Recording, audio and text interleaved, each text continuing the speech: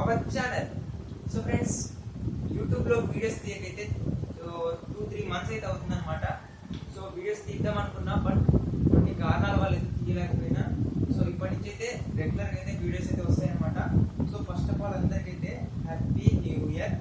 So ఈ ఇయర్లో, ఈ 2024లో మీరు అనుకున్నది సాధించాలని మనస్ఫూర్తిగా కోరుకుంటున్నాను ఫ్రెండ్స్.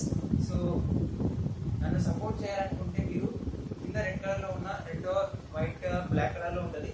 సో దాన్ని అయితే సబ్స్క్రైబ్ చేసుకోండి. అండ్ పక్కనే ఉన్న బెల్ బటన్ అయితే ఆల్లో సెట్ చేసుకోండి.